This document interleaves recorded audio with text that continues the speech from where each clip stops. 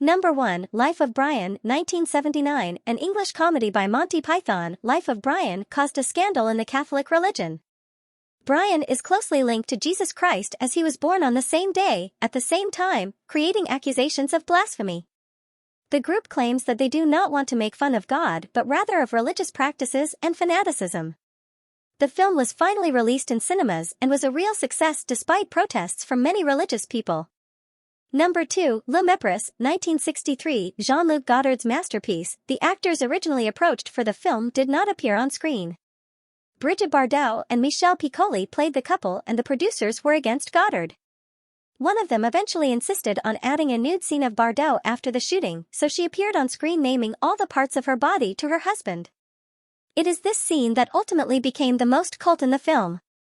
Number 3, Le Petit Soldat, 1963, Jean-Luc Godard also directed the film Le Petit Soldat, which was censored before it was even shown. The film features a deserter and makes an apology for him in the middle of the war with Algeria, so the Minister of Information ordered a censorship. In a context where military troops had to be mobilized, highlighting the opposite caused a scandal. A love and political film, it was finally released 3 years later. Number 4, Chasing Amy, 1997. At first, the film was commended for its openness with LGBTQ characters and subjects. Although many people still consider it one of their preferred Kevin Smith indie films, the general storyline is no longer really acceptable. The character Holden McNeil is played by Ben Affleck, and throughout the film he tries to convince the character Alyssa Jones, played by Joey Lauren Adams, to date him.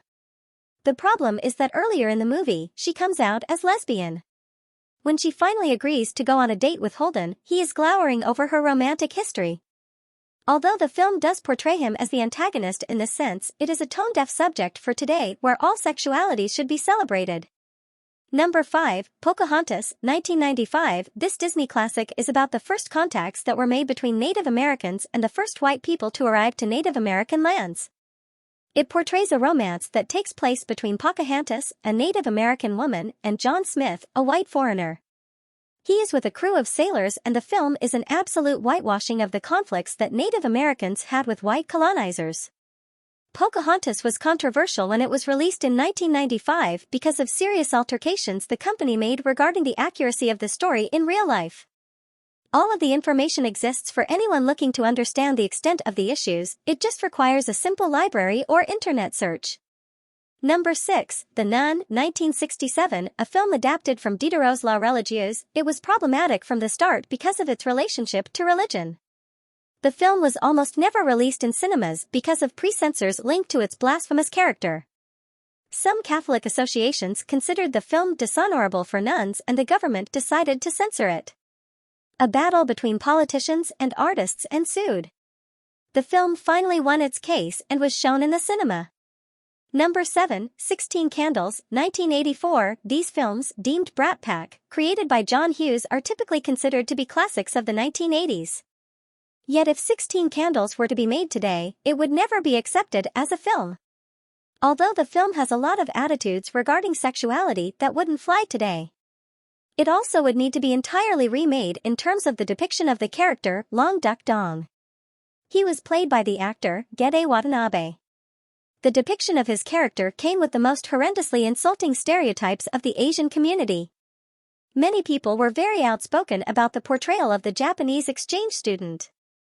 Number 8, Slapshot, 1977. The Hanson brother actors and Paul Newman are known for making this sports movie memorable. It is about a hockey team in the minor leagues that decide to start playing dirty in order to make their rundown town more well-known. The problem was that the film was entirely too realistic. Besides the grotesque amount of blood and gore, the homophobic slurs that were used are completely unacceptable. However, at the time no one spoke up against using them. It is clear that a film this homophonically offensive would not fare well today, yet it's undecided for the violence. Hopefully the people working at studios have become a bit more educated. Number 9, Basic Instinct, 1992. This is an erotic thriller with a famous interrogation scene in which Sharon Stone uncrosses her legs to show the detective her private parts. Sharon Stone allegedly felt trapped, thinking that the scene would damage her career.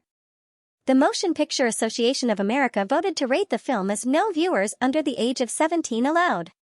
There were also gay rights activists who criticized the film for portraying homosexual relationships in a bad light and deeming the bisexual woman a murderous psychopath.